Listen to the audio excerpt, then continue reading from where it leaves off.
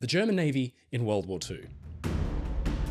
You may conjure up images of the mighty battleships Bismarck and Tirpitz, the heavy cruiser Admiral Hipper, but for all the expense and effort required to actually build these massive, modern steel behemoths, they were actually eclipsed in sheer tonnage sunk by a much humbler vessel, the auxiliary cruiser.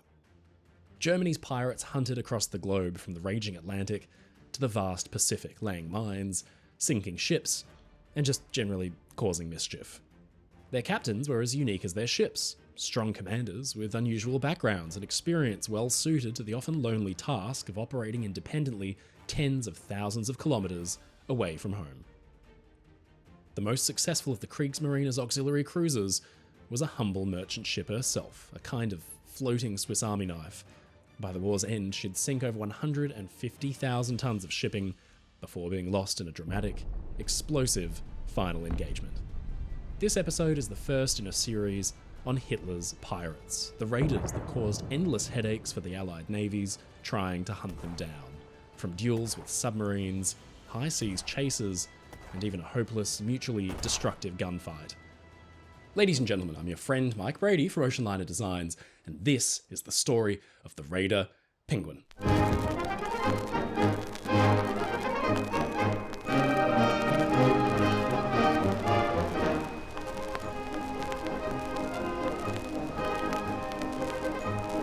Before the Japanese would unleash hell at Pearl Harbor, the German Navy, the Kriegsmarine, had already begun to turn the vast Pacific Ocean into a hunting ground.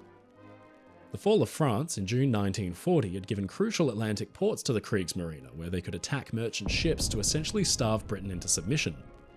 Farther afield, the countless ships of Britain's vast empire were capable of operating with impunity, though this wasn't to last. In the First World War, Germany had perfected the auxiliary cruiser, the pinnacle of maritime deception. Disguising commerce raiders as Allied or neutral vessels under false flags, these ships would disrupt maritime trade by forcing the Royal Navy to divert important warships from the critical North Sea and North Atlantic. Germany was very good at this. They could run rings around the British, all the while tying down valuable warship assets and sinking hundreds of thousands of tons of ships and cargo as they went. In 1939, the Grand Admiral Erich Raeder, Hitler's commander-in-chief of the Navy, ordered a selection of 6 auxiliary cruisers to push the fight against Allied shipping into the most unlikely corners of the world, from the Pacific to the Indian and the Atlantic Oceans, attacking and destroying dozens of Allied merchant ships and ensuring no corner of the globe would be safe for Allied shipping. This sort of modern-day pirate war became ferocious, far-ranging, and remarkably effective. Of course, the ships themselves would need to be utterly unique in the history of the conflict, and it would take a kind of madman to willingly lead a small merchant vessel into combat, so each skipper and their crew were as individual as the ships were. Enter the captain and the crew of the Hilfskreuzer Pinguin.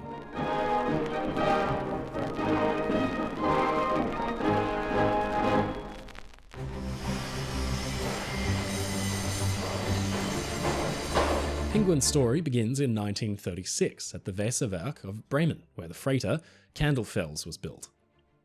A ship of decent size, some 509 feet or 155 meters long, displacing around 17,900 tons, she was powered by a pair of diesel engines that gave her a speed of 17 knots. She was a fairly modern ship, designed ostensibly to carry heavy goods, but her size and rugged durability would soon play well to an ulterior purpose, when, with the outbreak of war, Candlefels was identified as an ideal candidate for state-sanctioned piracy. Originally simply named Ship 33, she was ideal for raiding, with her bulky hull making for a perfect gun platform and high-endurance diesel engines capable of a 17-knot sprint. Although running at a more economical 12-knot cruising speed, she could run for 207 days without refueling.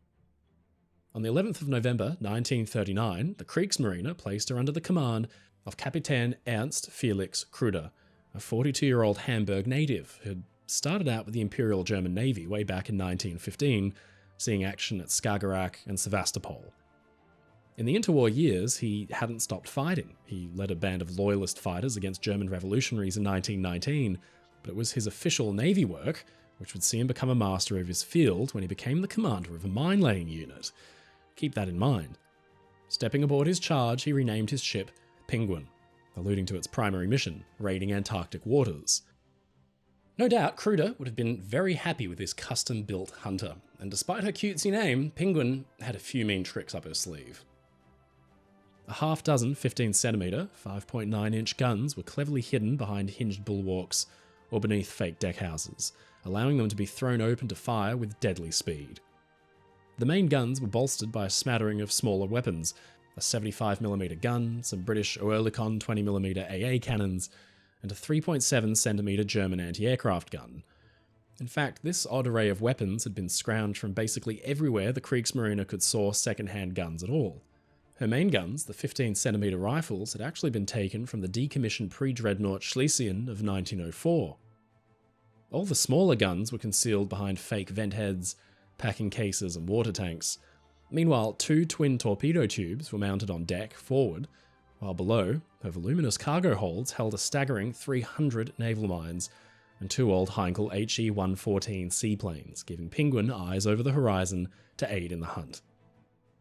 It was the mine payload, though, that would play best to Captain Kruder's strengths. He had become an expert in using the things, and it would be those that would give Pinguin an extra sting in her tail.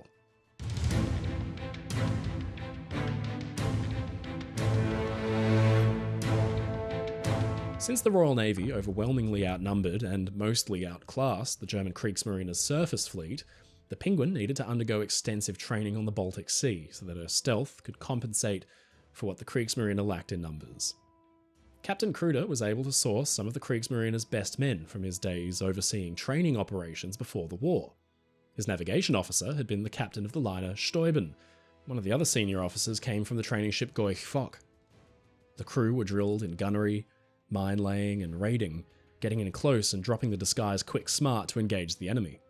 From the decks of the destroyers and the cruisers that bobbed at anchor, the men on this funny-looking ship were the endless butt of jokes and jeering. But Penguin's crew were very keen to prove their comrades on those more conventional warships very wrong. After trials, and with her crew ready, the ship motored to Gotenhafen in June 1940, and it was time for Pinguin to start the hunt.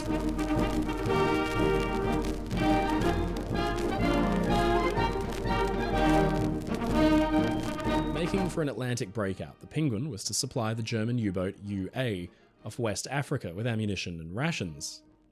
Disguised as an unassuming freighter, Pinguin set off from Gotenhafen on June 15th, and 2 days later met the Speerbrecher 4, a pathfinding minesweeper that cleared the way for the raider flanked by 2 torpedo boats through the Danish Great Belt. For this voyage, Pinguin relied on her escorts to thread her safely through, slipping further north, through the Kattegat, and then the Skagerrak. The small flotilla paused in Songefjord, where sheer glacial cliffs rose like frozen sentinels all around. There, beneath the plunging crags, the Pinguin underwent another transformation, this time disguised as the Soviet freighter Petchura. Now, the convoy would aim for the North Sea, but almost immediately they ran plumb into bad luck. On June 23rd, foul weather enveloped the ships, and Mother Nature reminded the crew that they were no match for her. Gale-force winds battered the formation, forcing the minesweepers to turn back, but then the raider pressed on alone. They expected to sight an enemy ship, possibly one of the cruisers maintaining the blockade. What they didn't expect was a periscope peering up at them from the water. With U-boats having been directed clear of this route, Captain Kruder knew it had to have been an Allied submarine, likely British. The skipper hoped that his Soviet disguise would be enough to deceive the enemy. But then the submarine surfaced, tiny figures clambering out onto the conning tower to make a challenge. What ship? The sub motored along on the surface, chasing Pinguin from behind, but Kruder ignored the challenge and pressed on, hoping that the little sub would have to give up, since she was being tossed around by the waves like a toy. Give up, though, she did not. 3 torpedoes whizzed past Pinguin. Clearly, the disguise hadn't worked. For over an hour, the sub tried to keep up, but Pinguin's diesels could get her up to that 17-knot speed, far too quick for the sub. Soon enough, Pinguin was alone, but her cover had been blown already, and she was on the back foot.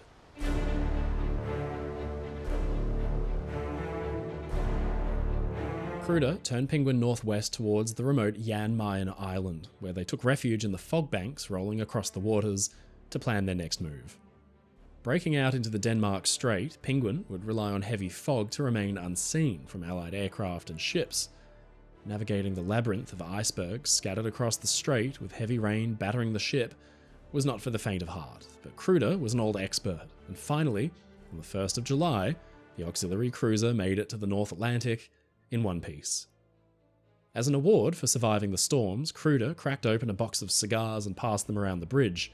Pinguin had been set free. Now en route to rendezvous with the UA, Kruder decided to disguise Pinguin as a Greek freighter, Kassos, since Soviet ships didn't frequent the middle of the open Atlantic, and the British submarine had surely warned its fleet mates to keep an eye out for a suspicious Soviet ship. On the 6th of July, Penguin's lookouts spotted an ominous shape out in the distance, thought to be the British liner turned auxiliary cruiser Carmania, but Pinguin dodged the threat and continued on her course. Down Pinguin went, past the Azores and parallel to the coast of Africa. On July 17, Pinguin rendezvoused with the U-boat UA in the elbow of St. Peter and St. Paul's Rock. UA was an unusual boat. Originally built for the Turkish Navy, the Germans had pressed it into their service instead. Captained by Hans Kohaus, she had recently sunk the British liner Andania and 2 Norwegian merchantmen, but having been on patrol for 41 days, she was running out of supplies. Penguin's crew ferried 11 torpedoes and provisions to the submarine in rubber rafts, marking the first time an auxiliary cruiser had resupplied a U-boat at sea. Meanwhile, aboard the raider, the UA's crew were treated to hot showers and meals.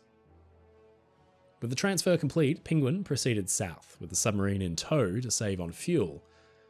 En route, some lights were spotted, so the UA detached herself to go and investigate, fired a torpedo at a tanker and missed, only to return and hitch a ride again.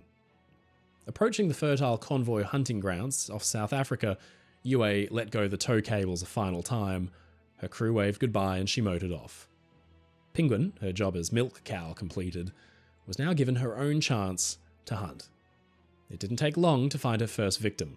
Sighted off the port bow at 9 AM on July 31st was a nice big freighter. The Domingo de Larinaga, captained by William Chalmers, was bound for Freetown, carrying more than 7,000 tons of grain. With news of German commerce raiders prowling the South Atlantic, Chalmers immediately suspected the ship that he saw, but he was reassured by the Greek flag that fluttered at her masthead. Then the stranger turned towards his ship and he became concerned again. Looking closely at her through his binoculars, he thought she was too well painted to be a humble Greek freighter.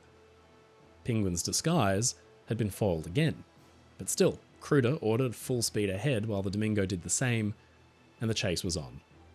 The freighter's propeller churned as she desperately tried to get away. Her wireless man fired off an urgent warning. Meanwhile, at the stern, Domingo's crew readied their sole defense, a paltry 4-inch gun. For 2 hours, both ships played cat and mouse until the Penguin finally closed the gap and opened fire with her big main guns. Shells blasted the freighter, starting fires around the bridge. The Domingo de Larinaga's stern gun fired wildly and the shots splashed harmlessly around Penguin, who was closing the whole time, blasting away with deadly effect. The freighter came to a halt, and it was all over. Penguin had won. A boarding party searched the ship, and while demolition charges were laid, the surviving 32 crewmen were ushered onto the raider, but then came some sudden drama. With the timer counting down on the explosive charges inside the Domingo, Penguin's boarding party couldn't get their motor launcher's engine to start. It spluttered, but it wouldn't fire up, so they tried to row hard against the swell to no avail. With just minutes left, they got away in time, and then nothing. The charges didn't go off. The Domingo's crew watched as the Penguin finally finished their ship off with a torpedo, sending the valiant little vessel down to the bottom with a whoosh of white spray. 8 men had died in the brief gun battle, and the Penguin had won her first victory.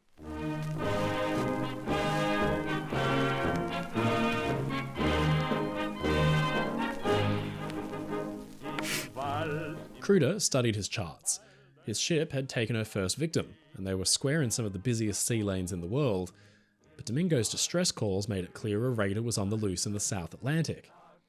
Sure enough, Penguin's radio man listened intently to traffic as British cruisers, including HMS Dorsetshire, were ordered to the last known position.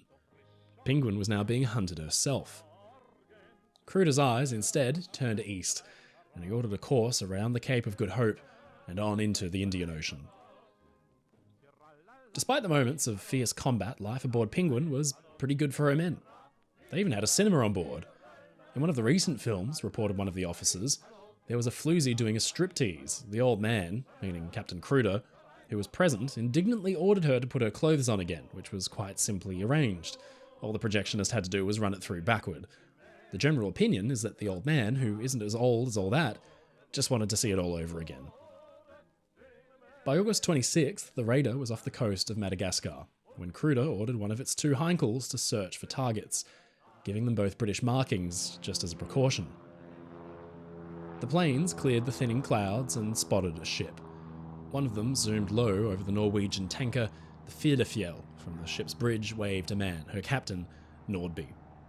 He had seen the British markings on the plane and thought it was a friendly, but of course it zoomed straight back to Pinguin, where Cruder concocted a very clever plan. Taking off again, it found the tanker and dropped this note. On account vicinity of enemy raider, alter course to 180 degrees distance, 140 miles.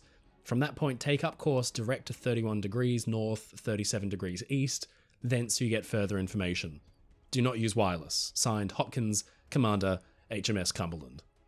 The note was dropped from the plane and handed up to Captain Nordby, who complied with the order, and he altered course. But soon, when he thought about it, it began to feel suspicious. He wondered why the grammar was so poor, and he wondered why a British cruiser would even want to meet up with a tanker like his mid-ocean. He'd been warned by fellow skippers of raiders in the area, and he began to smell a rat. Time passed, and by 5 p.m, Cruder was getting impatient. The tanker had clearly not fallen for his ploy. Instead, she was fleeing, and with sunset approaching, Nordby fired off a raider warning on his wireless set. Cruder and the Pinguin picked up that very warning, but they were able to use it to pick up a bearing on the fleeing tanker. Nordby had ordered his ship up to full steam to reach a port either in Madagascar or mainland Africa, but Cruder was quicker. Racing against the setting sun, Pinguin launched one of her Heinkel seaplanes ahead of her. What followed is one of military aviation's more daring attacks. The lone airplane caught up to the tanker, and the pilot was able to bring down her radio antenna with a grappling hook as this aircraft roared past. He machine-gunned the tanker's decks and dropped a small bomb as a show of force. Nordby knew that his ship was effectively a floating bomb. She was loaded with 10,500 tons of gasoline and oil that was headed for Cape Town. It would take only a single shell to send him, his ship and his crew to the great beyond.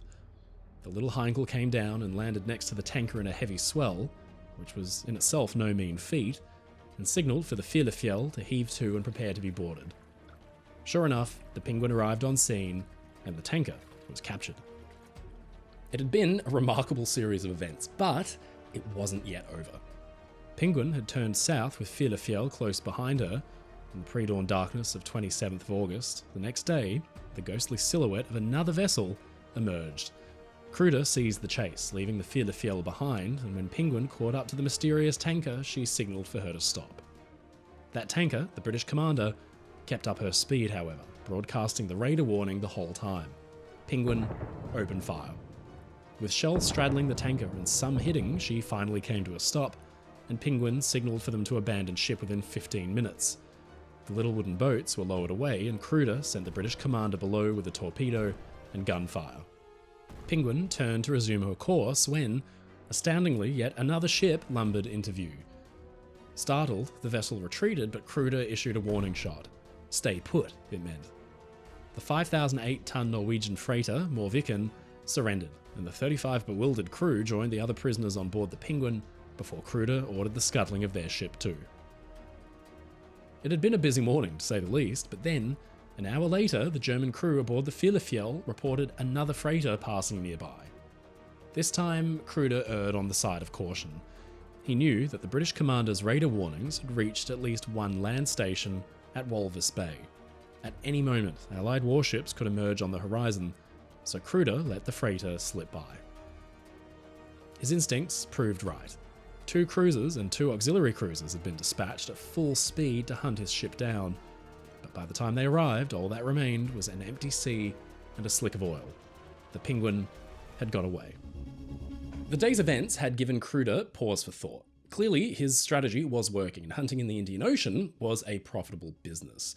But with pursuers hot on his tail, the Fille Fiel could only slow the Penguin down. She was scuttled instead, and the ship assumed a new disguise after one of the Norwegian prisoners on board had suggested that Greek shipping lines never had a vessel as fine as the Penguin that far east. Penguin emerged as the Norwegian Wilhelmsen Line's Trafalgar. Kruder had no intention of running away. He was employing a clever strategy. The Royal Navy would surely think that a competent raider skipper, aware of the fact he was being hunted, would vacate the area and move on. But Kruder intended on doubling back. Lightning, it seemed, would strike twice.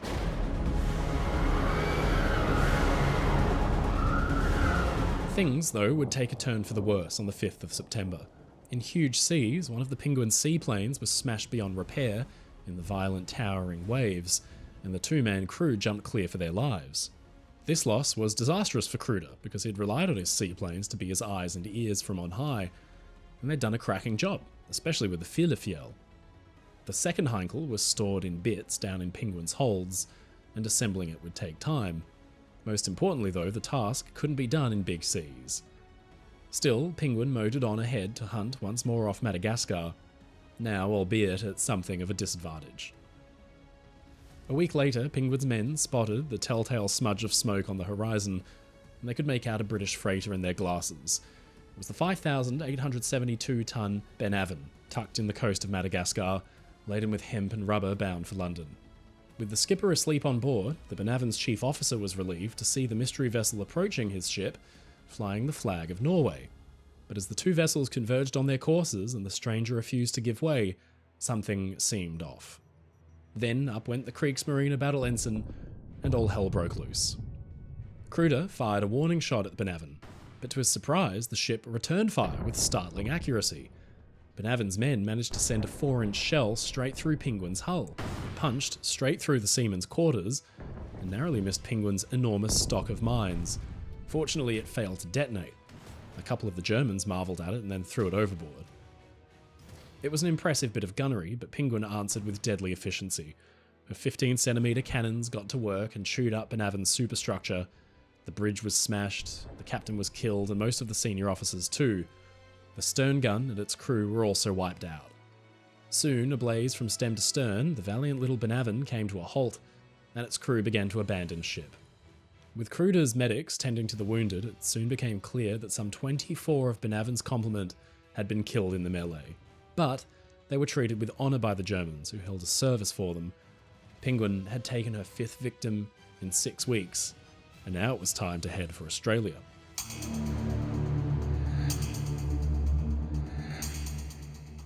En route further south, Penguin crossed paths with yet another freighter loaded with 7,000 tons of valuable cargo, the motor ship Nordvard. Kruder took the opportunity to offload most of his 200 prisoners and provided the freighter with a prize crew bound for Germany. Crucially, they carried letters and mail home from the men who'd been at sea for a long and very eventful few months. With some more wiggle room on board the Penguin now, the ship spurred southwards along the Australian coast. Penguin was a comfortable ship for her crew, and Kruder was well aware of the strains that long periods spent away from home, punctuated only by intense periods of combat, could have on his men. He established a recreation room where men could rotate through periods of leave. Meanwhile, the skipper and his navigator, Lieutenant Wilhelm Michelson, set their sights on a stretch of water separating Australia and Tasmania, the Bass Strait. This was a primary trade route that led directly to New Zealand and the Pacific Ocean. Mining it would see Commonwealth shipping sunk in one of the farthest reaches of the British Empire. Aside from the material damage, it would send a clear and plain message. Absolutely nowhere was safe. Together, Kruder and Michelson orchestrated a plan to mine 6 Australian and Tasmanian channels with the fewest number of mines in the least amount of time. And time was of the essence. Once a single ship was lost to a mine, Australian authorities would have to sweep the channels clear and close the effective routes, halting maritime traffic. Here, Kruder would prove why he was chosen by the Kriegsmarine as Penguin's captain. To maximise the disruption, the old mine experts set the deadly things with a 48-hour time delay. This would ensure there were no premature explosions to give his game away too soon. Penguin, though, couldn't do it alone. Kruder would need a second vessel to pull it off. With the second Heinkel seaplane finally assembled, he ordered his men to keep a sharp lookout for a decent-sized ship, not to sink, but to capture and convert into a sister raider. His prayers were answered off Christmas Island on October 7th, when the 8,998-ton Norwegian tanker Storstad steamed into view. Kruder ordered the tanker stopped, and since she was unarmed and carrying an invaluable 12,000 tons of diesel and 500 tons of coal, the captain complied. With the new German crew on board, Kruder renamed the tanker Passat, and his men got to work ripping out the bulkheads and internal spaces to accommodate 110 mines which they transferred over from Pinguin.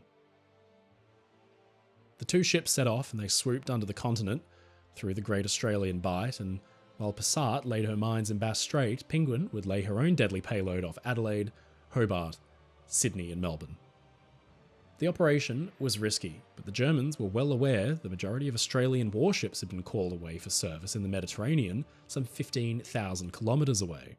The Germans may have been dumbfounded, though, by the lighthouses, which were in full operation as if it was peacetime. It enabled them to be used as navigational markers for laying the mines, and sometimes they could even see the lights of homes and cars from onshore. Clearly, Australia was enjoying a sense of detachment from hostilities, being so far away from Europe, but that was soon to change.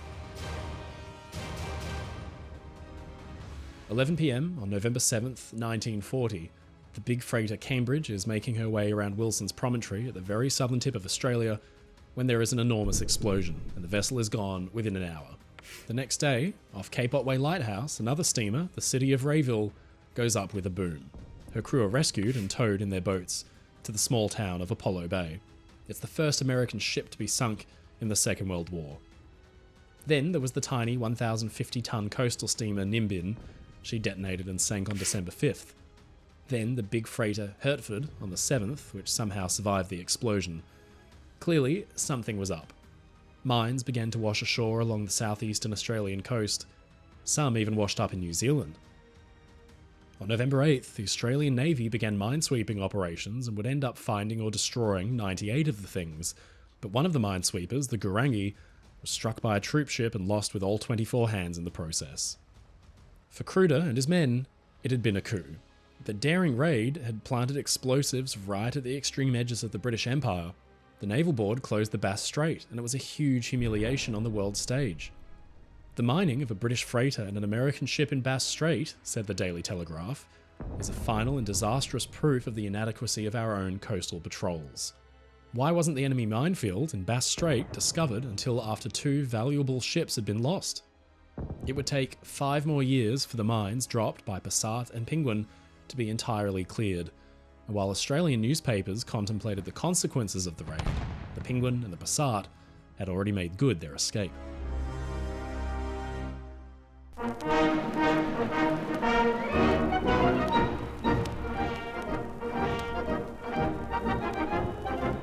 In the closing months of 1940, morale on board the German ships was surging. The 2 raiders had met up mid-ocean off the West Australian coast and celebrated. Grand Admiral Erich Raeder awarded more than 50 Iron Crosses for the operation, but still, the war dragged on and Kruder had to plan his next steps. His eyes had shifted further south on his charts towards Antarctica. Remote waters, to be sure, but full of whaling vessels harvesting crucial oil. The Germans had a strong dependence on whale oil. It was the most economical fat for margarine production, it was an effective machine lubricant, and it was a vital component in manufacturing explosives, where it was processed into glycerin. While Pinguin had undergone mid-ocean maintenance on her engines, the 2 raiders hunted together in the Indian Ocean, and throughout November they managed to capture and sink 4 more freighters for a total of 35,000 tons.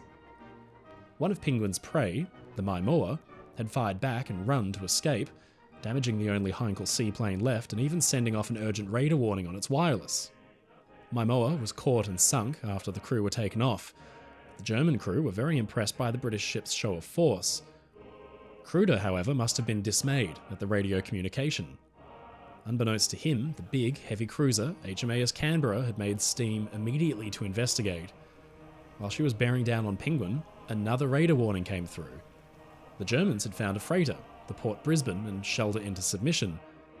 Altering course, Canberra roared in, but she was too late. She found only shipwrecked crew and lifeboats, and the Germans had escaped once again. After that, Kruder had known it would be unwise to loiter. He made first for South Africa. There, Penguin encountered Port Brisbane's sister ship, the Port Wellington, which was set afire by the raiders' guns and abandoned. By then, the Penguin and the Passat, since named back to Storstad, had more than 400 prisoners between them, so Kruder decided to send Storstad back to Germany. A highlight of late 1940 had been a quick rendezvous with Penguin's sister raider, the Atlantis, where, after celebratory feasts, Kruder was given invaluable charts of Antarctic waters. Penguin set off alone for the icy south. Atlantis pressed on for her own mission, and Storstad chugged slowly back to Germany, her hold stuffed with miserable Allied sailors in very poor conditions. By December 1940, Penguin had reached Antarctica, and the black-hulled ship was surrounded by towering icebergs. A message from Naval High Command informed Kruder of a British-chartered Norwegian whaling fleet, which had over a dozen whalers and factory ships combing the waters for whales. On Christmas Eve, Kruder learned he had been awarded the Knight's Cross, but there was no time to celebrate. Penguin was stalking her prey. With signals from the whaling fleet itself guiding her, Penguin manoeuvred north to cut off any viable escape route. This would be an attack on the far side of the world, unimaginably distant from the roaring battlefields of North Africa and the aerial bombings of European cities, but still, Kruder knew he had to bide his time. There could be only one shot at this attack. A decisive blow could destroy the entire Norwegian whaling fleet in one fell swoop. Soon, the skipper learned that the factory ship Pelagos was nearly out of fuel, and the Orleweger's whale oil tanks were full, meaning both needed a tanker to resupply them. At first, Kruder feared that the chosen vessel would be a pesky neutral American ship, but to his relief, it was just a Norwegian tanker, the Solglimt. Encloaked in the fog banks, Penguin awaited Solglimt's arrival for over a week, and finally, on January 13th, 1941, the tanker arrived and tied up beside the Orleweger. The time had come. Penguin's approach was masked by snow squalls. Like a prowling wolf, she lunged. In the murky darkness of night, the Norwegian crews were shocked to see a blacked-out ship emerge from nowhere, spotlights suddenly beaming and demanding surrender. With the factory ships and the tanker secure, Penguin's crew could make an attempt on the whalers themselves. Oberleutnant Hans Karl Hemmer went out with some men in a boat to take them silently, one by one. "We motored up to the first boat," he said, naturally the slowest one, rushed on board and up the ladder to the captain's room, pulled my pistol and flashlight, and was met by the sight of a man sleeping in his woolly underwear and snoring in a fug you could cut. I shook the man by the shoulders and rasped out my ditty in a broken voice. The result was staggering. He grunted and turned over. That nearly disarmed me. Just imagine how surprised that captain should have been at suddenly seeing a German officer.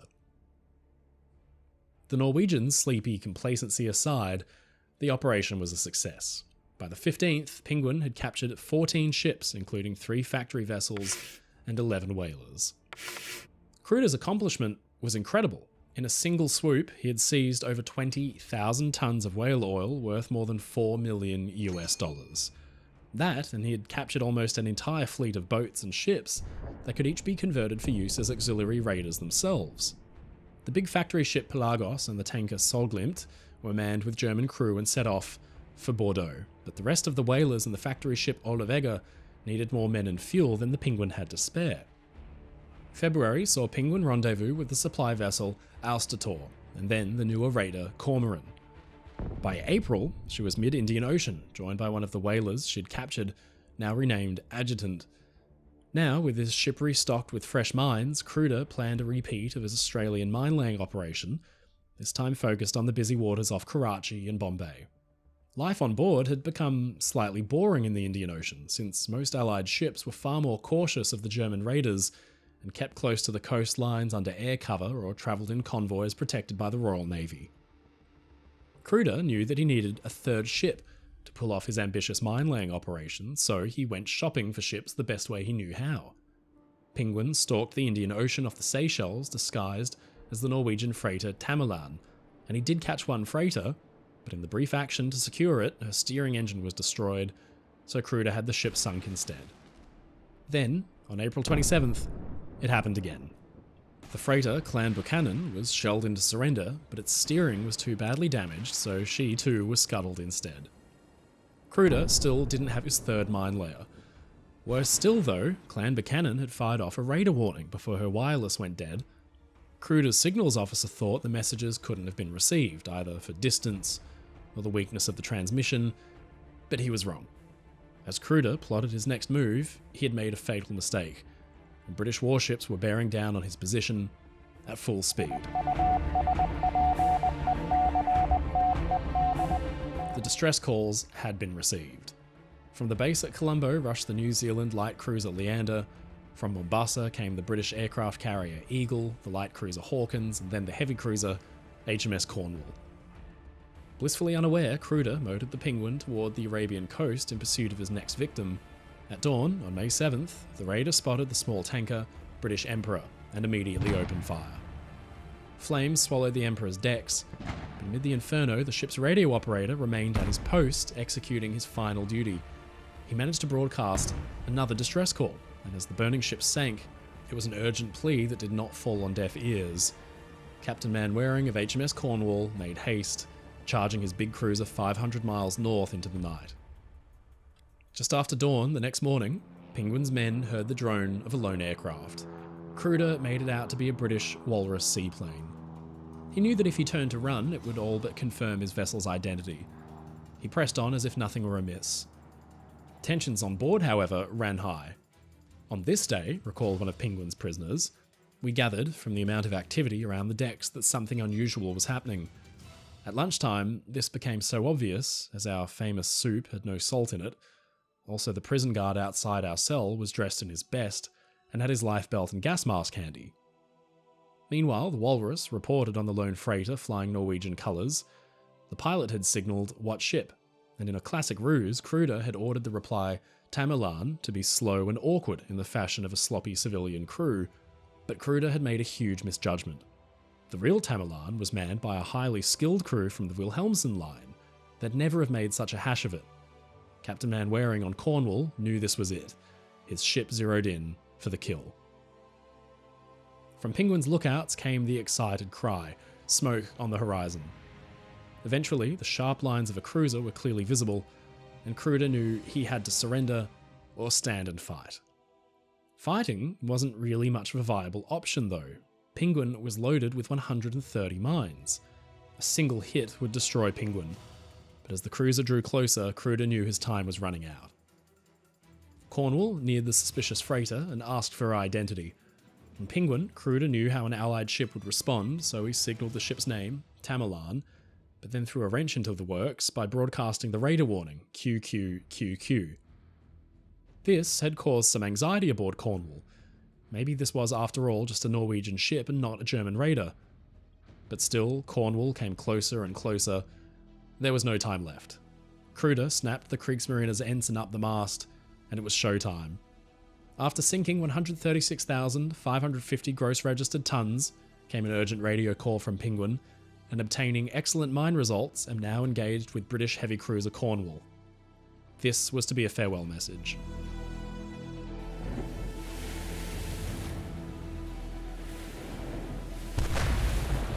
Penguin shot first, her guns clattering out of their concealed positions and sending shells out with a boom. But at over 7 kilometers distance, the fire was inaccurate and erratic. Still, a couple of shots landed with slight effect. Then Cornwall came around to fire her own broadside, her 4 twinned 8-inch guns looming ominously, but then disaster struck. Cornwall's circuitry played up, so she couldn't move her turrets. Penguin began to pepper her with artillery fire, but Cornwall couldn't answer back. She had to run, with, as her skipper put it, her guns pointing anywhere but at the enemy. Cornwall was trying to disengage, and her men worked furiously at the circuitry as a spread of torpedoes came from Penguin. The Walrus, meanwhile, still zooming up above, radioed a warning, so Manwaring was able to thread his ship through the danger. After 7 minutes of hard work, the guns were back online, and Cornwall's 8-inch rifles began to land hits around Penguin and nipped at her masts and antenna. Cruder knew it was already over. Cornwall could outgun and outrange him with ease. He ordered a halt to the returning fire, the prisoners freed, and his ship scuttled. But Cornwall had no idea. Her enthusiastic artillery officers sent shot after shot at the raider, and finally, at 5:25 p.m, a salvo ripped through the afternoon haze, sailing right into Penguin's gut. One or more 8-inch shells found the magazines, and Penguin erupted as the enormous detonation tore her hull apart. The whole ship, said Cornwall's skipper, disappeared in a thick white cloud, which also rose vertically at least 2,000 feet and hung as a cloud for many minutes afterwards. Penguin, scourge of the Indian Ocean and the Antarctic, was gone.